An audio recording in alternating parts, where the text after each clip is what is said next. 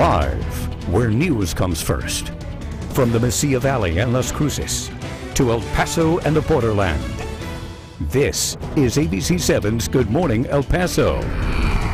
Welcome back to Good Morning El Paso, everyone. I'm Hillary Floren. And I'm Stephanie Valle. It is 6:30. It is Thursday. It is windy out there, especially if you live on the west side of the mountain this morning. We have established that. We're under a first alert, and Nicole Gomez has all the details. Good morning. Good morning. It's very windy out there. So windy that our studio lights are actually shaking here at the studio. We're going to take you out to I-10 at Sunland Park, give you an idea of just how windy it is. If you are headed out, notice the camera is shaking. So it doesn't look like the traffic is being affected. Not that I'm trying to give you the traffic. Mauricio's coming up in just a few minutes with that information, but just giving you an idea of what it looks like outside right now. It is very windy. Give yourself enough time as you head out this morning. We are seeing winds out of the east to northeast at 25 to 35 miles per hour, gusting as high as 45. Our ABC7 WeatherNet sites reporting, gusts just outside of our studio at 53 miles per hour. So we're expecting the strongest wind gusts between now and lunchtime. So there it is right there, just outside the studio, 53.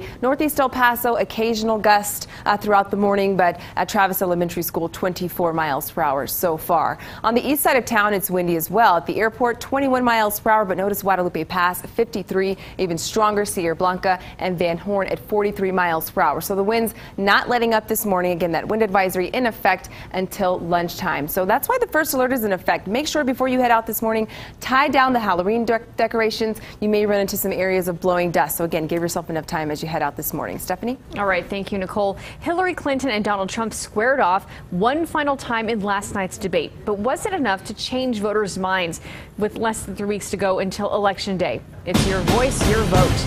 And yet another debate filled with more memorable moments. A basic foundation of democracy steals the show, the night quickly turning personal.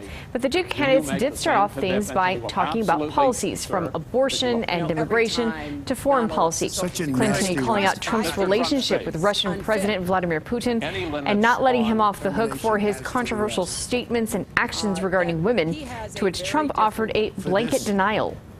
We have some bad hombres here, and we're going to get them out. He started his campaign bashing immigrants, calling Mexican immigrants rapists and criminals and drug dealers. Early voting in Texas begins on Monday. Election Day is just 18 days away. So who do you think won the debate? We have a poll on our Facebook page asking that very question. You can also click on this story on our website, KVIA.com. So far, the results show 53% think Hillary Clinton won and 25% believe Donald Trump came out on top. 21% say neither candidate convinced them. Those numbers are pretty consistent with the national poll, too. According to a CNN ORC poll of debate watchers, Hillary Clinton won the debate 52% to 39%. And Hillary, with weeks written up for reports of hacking attempts into voter registration systems across the country, local election officials say they're making sure everything is secure as they get ready for November 8th.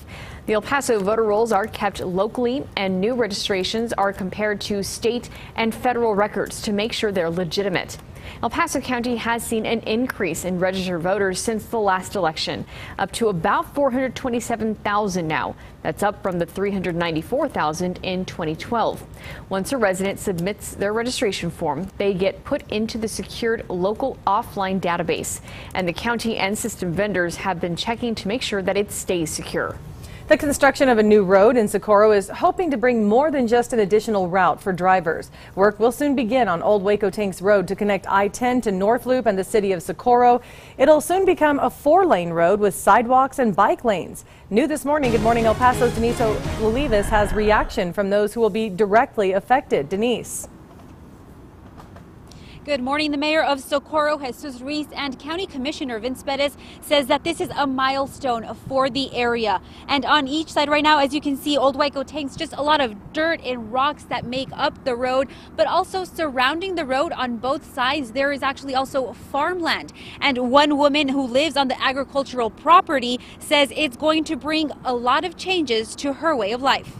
Now we're not going to have the same privacy. Why? Because we're going to have a lot of incoming traffic, so a lot of the privacy that we have in our farm, it's not going to be the same anymore. And Samaniego says that she is okay with the growing pains. She knows how the construction of Old Waco Tanks Road will improve the commute for Socorro residents because she takes this dirt road almost every day. And just like the mayor, she too hopes that this project will attract more businesses and entertainment. And if you drive further south on Old Waco Tanks Road to North Loop, you can see it is plagued with orange barrels because of another construction project. And the manager at nearby Rafa's Burrito says that's slowing down business. Once that construction is done and Old Waco Tanks Road is paved, Jackie Gurola says the burrito making business could see a shift. I think it's really going to help us to bring more clients, and it's going to be easier for them to get here, so it's going to help us a lot. And the mayor of Socorro says that this project is expected to take 1 to 2 years and at a price tag of about $9 million. But again, this is going to be completely transformed with 4 lanes, sidewalks, bike lanes. And he's hoping that more tourists take advantage of those bike lanes, say to head down to the Socorro Mission that's south of us here. So again, hoping for a lot of changes once this road is paved. For now, we are live in Socorro. Denise Olivas, ABC 7. Thanks so much, Denise. And now, new this morning, the El Paso County Sheriff's Office is searching for a wanted sex offender on the run. Angel Ramos was released from prison back on September 15th and failed to register as a sex offender with the county. Ramos was convicted of aggravated sexual assault and indecency with a child, the victims only 5- and 6-year-old girls. He is also a confirmed member of the Barrio Azteca prison gang. If you see him, you're asked to call the sheriff's office at 538-2008. Dozens of people were alone when they died in Doña County, but they were not alone when they were laid to rest. From the ABC 7 New Mexico mobile newsroom, 23 people were buried at St. Joseph's Cemetery in Las Cruces. They were indigent and had nothing but their name to identify them when they died. A small group of people took flowers to their graves and bowed their heads in prayer. We know that all of them were between 52 to 82 years old. Each of the bodies was cremated, stored, and held for 2 years by the county before being buried. 86 people have been buried in the 5 years the county has performed the service, and this one was the largest one yet. It's now 6:37, time for weather and traffic on the 7th, starting with a lot of wind this morning. Hi, Nicole. Good morning. It is windy out there. As you get the kids ready for school, make sure they're dressed properly because this cold front that we're tracking will bring cooler temperatures this afternoon. Your bus stop forecast temperatures range between 58 to 60 degrees.